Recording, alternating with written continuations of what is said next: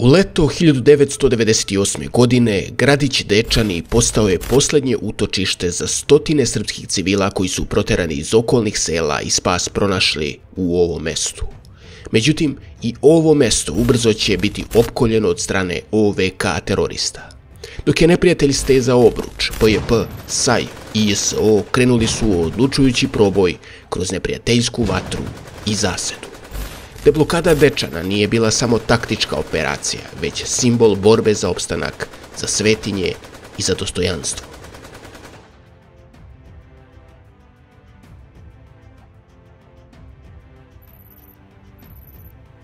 Sukobu u selu Glođane, a još više sukobu u Ponoševcu doprinijeli su da OVK se dodatno organizuje. U ovim sukobima OVK se otvoreno upustila u bitke sa srpskom policijom, što je pokazalo jasnu tendenciju za širenjem i jačanjem pokreta. Oni sada nastupaju znatno smelije i šalju proglase u kojima pozivaju svo albansko stanovništvo da im se pridruži. Municije i naoružanja nije falilo jer uprkos kontrolama na granici sa Albanijom, teren je bio takav da je uvek bilo moguće velike količine prebaciti. Sve je bilo spremno za masovni ustanak. Sredinom maja, prema procenama OVK, je brojala između 10 i 30 hiljada boraca. Oni su pod svojom kontrolom držali ne samo mesta u kojima decenija ranije nije bilo prisustva srpske vlasti, već su naterali da srpska policija se povuče iz brojnih mesta gde su im bile isturene stanice. Jednostavno, broj policajaca sa kojima je Srbija raspolagala je bio premali da bi se sve iskontrolisalo. Stoga su se određivali prioriteti, a to su bila srpska i mešovita mesta.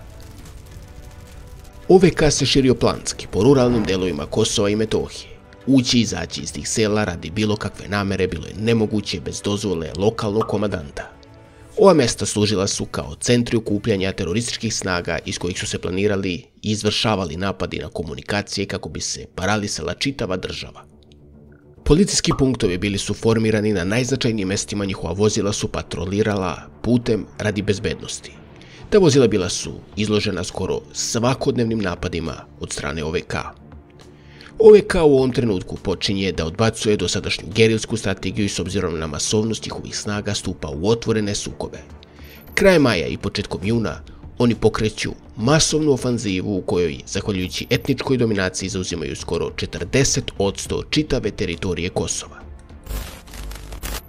U ovom periodu situacija je definitivno najteža bila u Metohiji. Ramuš Haradinaj, lokalni komandant bez uloge u vrhovnom štabu, bio je definitivno najjača ličnost na terenu. Uprkos napadu srpske policije na njegovu kuću u selu Glođane, on je uspeo ranjen da se izvuče. Čim je srpska policija napustila ovo mesto, Ramuš se vratio i ponovo vladao kao lokalni prvak. Glođane je tako ponovo postalo centar ustanka u Metohiji. U njemu se nalazilo prema procene između 2 do 3 hiljade boraca. Početkom juna čitava Metohija bila je pod udarom grupe Haradinaj. Definitivno najdramatičnije bilo je u Dečanima. Naime, još od marta meseca Haradinajeve snage sistematski su pritiskali i proterivale Srbe iz okolnih sela, koji su spas nalazili u malom gradiću. Dečane je tako bilo prepuno srpskih izbeglica. Sve ovo bio deo plana kako bi se ovladalo Metohijom.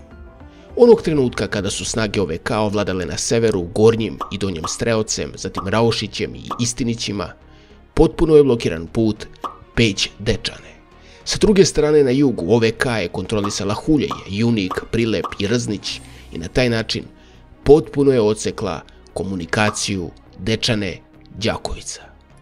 Tako se Dečane našlo u potpunom okruženju. Ovaj gradić danima je izlagan teroru, bez vode za piće, struje, lekova i bilo kakvih namirnica za ishranu. Preplavljen izbjeglicama sa svih strana. Zaista opsadno stanje i činilo se da je samo pitanje vremena kada će OVK staviti ovo mesto pod svoju kontrolu. Malo po malo snage OVK su zakoračile u ovo mesto. Srpske snage zauzele su položaj oko policijske stanice u Dečanima, dok je jedan izolovani odred ljudi branio sam manastir Visoki Dečani. Deblokada Dečana i komunikacija Dečane-Peć i Dečane-Đakovica bila je u najvišem interesu srpske države.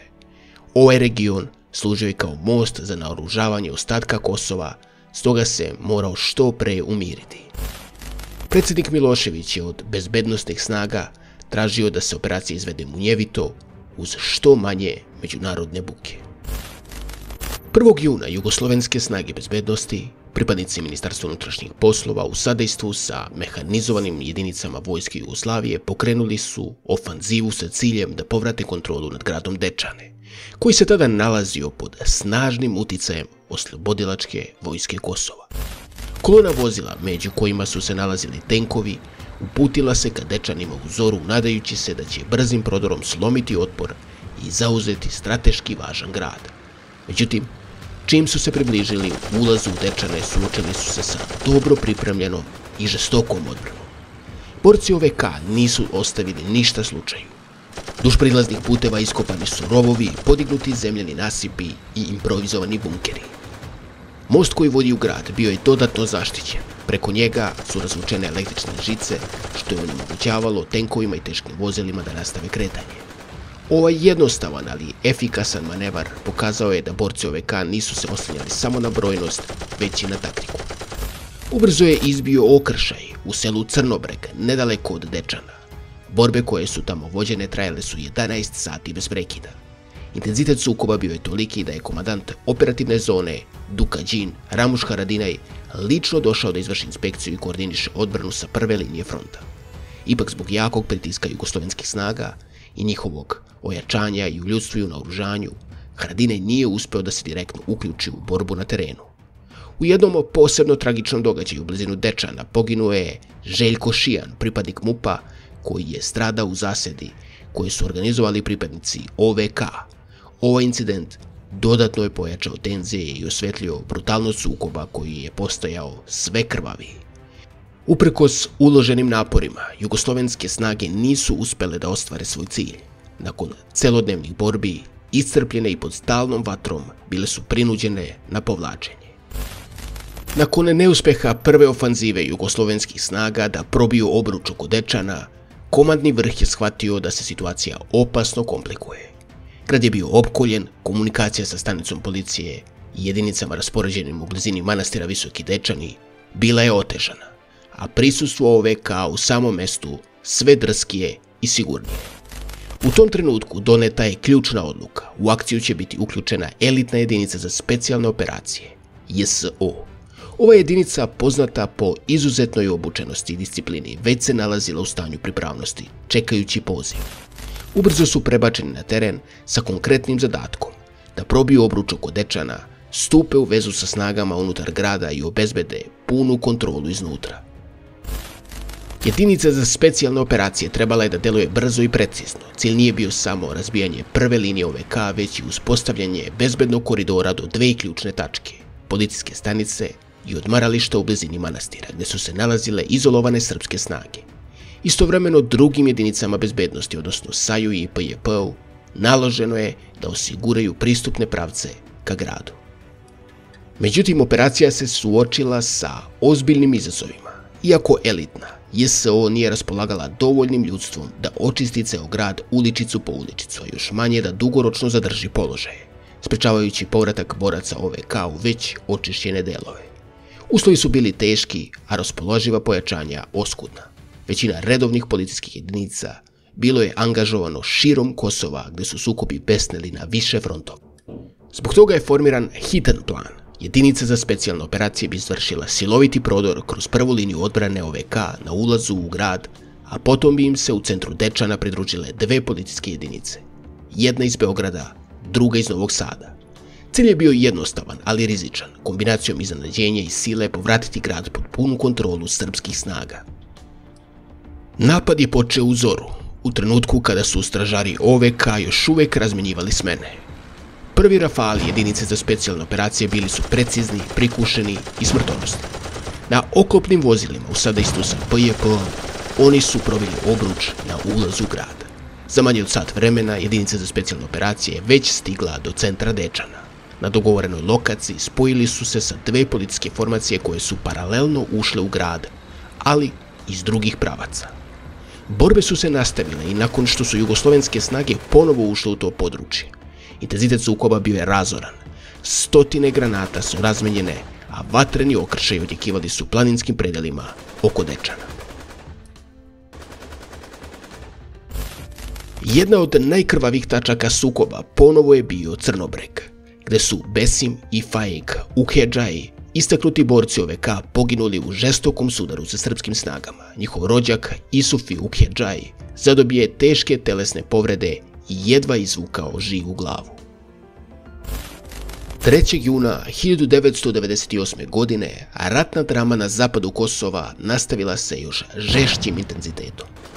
U ranim jutarnjim časovima došlo je do žestokog sukoba na mostu Bajram Hasan, koji se nalazi između sela Crnobreg i Prilep, na putu koji povezuje Dečane sa Đakovicom. Taj most nije bio samo geografska tačka, bio je strateška arterija, simbol kontrole nad čitavim regionom. U borbi koja se odvijala pod pritiskom brzog razvitka događaja ubijena su 3 pripadnika OVK. U međuvremenu, na surovom planinskom terenu iznad Dečana odigrala se još jedna tiha, ali značajna scena rata.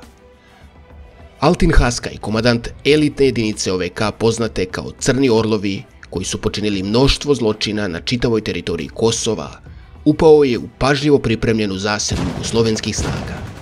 Poginuo je na licu mesta, čime je jedinica ostala bez svog komandanta, a moral OVK bio je dodatno uzdrman. Žestoka borba paralelno se vodila i u okolnim selima: Istinić, Ljumbrd, Donja Luka, Streoci, Belag, Vranoc. Time je završena trodnevna bitka za Dečane, koja je počela 1. juna. Grad je vraćen pod kontrolu jugoslovenskih snaga. Dok su se teške i ogorčene borbe vodile u Dečanima i njegovoj okolini, Sjedinjene Američke Države i Europska unija optužile su srpske vlasti za etničko čišćenje, ratne zločine i humanitarnu katastrofu na Kosovu i Metohiji. Po proceni Ujedinjenih nacija, u zbegovima se privremeno pronašlo najmanje 65.000 Albanaca. Borbe u Dečanima u zapadnim medijima predstavljane su kao novi Vukovar. Pisalo se da je grad granatiran svim mogućim oružjem i da od njega nije ostao kamen na kamenu, da se sa svih strana vidi dim i vatra koja guta kuće običnih ljudi. Pisalo se o masakru nad nedužnim civilima, deci i ženama. O tome da su leševi ostavljani po više dana u njivama u Dečanskoj opštini. Sve u svrhu kreiranja narativa koji su želeli. 8. juna 1998. godine međunarodna zajednica je udarila na Beograd. Savet bezbednosti Ujedinjenih nacija uveo je ekonomski embargo na sve strane investicije u Saveznu Republiku Jugoslaviju, čime počinje nova faza međunarodnog pritiska na režim Slobodana Miloševića. Tvrdeći da na Kosovu će uslediti humanitarna katastrofa, NATO pakt je rasporedio svoje prve jedinice u Albaniju i Makedoniju duž granice sa Jugoslavijom, na taj način pokazavši da vojna intervencija više nije hipotetička mogućnost, već ozbiljna opcija. Samo 3 dana kasnije, 11. juna, ministri odbrane zemalja članica NATO usvajaju deklaraciju o pripremi plana za vojnu intervenciju na Kosovo i Metohiji. Pritisak na Beograd postaje globalan. Europska unija proširuje sankcije protiv SRJ, uvodi zabranu komercijalnih letova jugoslovenskim aviokompanijama u sve svoje zemlje članice. Cilj je jasan: izolovati Jugoslaviju i slomiti političku volju Miloševićevog režima. Ubrzo se priključuje i Japan, zamrzavajući svu jugoslovensku imovinu na svojoj teritoriji i obustavljajući dodelu izvoznih kredita SRJ. Istovremeno, Kontakt grupa, ključni međunarodni mehanizam za rešavanje krize, postavio je Beogradu konkretne zahteve. Beograd je bio izrazito protiv njih, ali je manevarski prostor bio toliko mali da odbijanje nije bilo opcija. Bio je to trenutak kada se svet ujedinio u pritisku na Srbiju, a diplomatska ofanziva Zapada postala je veoma oštra. Nemajući kud, Slobodan Milošević se morao obratiti Rusiji.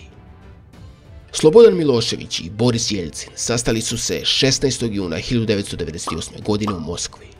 Povod sastanka bila je sve teža situacija na Kosovu, a glavni cilj Rusije bio je da utiče na Miloševića kako bi smanjio vojne operacije i prihvatio političko rešenje sukoba. Tokom razgovora Jeljcin je naglasio da se kriza mora rešavati mirnim putem, dok je Milošević tvrdio da se Srbija bori protiv terorizma i da ne ugrožava albansko stanovništvo. Uprkos javnim izjavama o prijateljstvu, ovaj razgovor nije urodio plodom. Rusija je odbila da stane u Srbiju i samo izazvala dodatan pritisak. Srbija je morala da pristane i da udovolji zahtevima kontakt grupe i povuče svoje specijalne snage sa Kosmeta, ali pod uslovom da prestanu terorističke aktivnosti OVK. Međutim, ove aktivnosti nikada neće prestati. Još dok je Milošević bio na putu, 13 zemalja članica NATO pakta izvelo je vazdušnu vojnu vežbu Odlučni orao na nebu Albanije i Makedonije sa ciljem otvorene vojne poruke i pretnje Srbiji.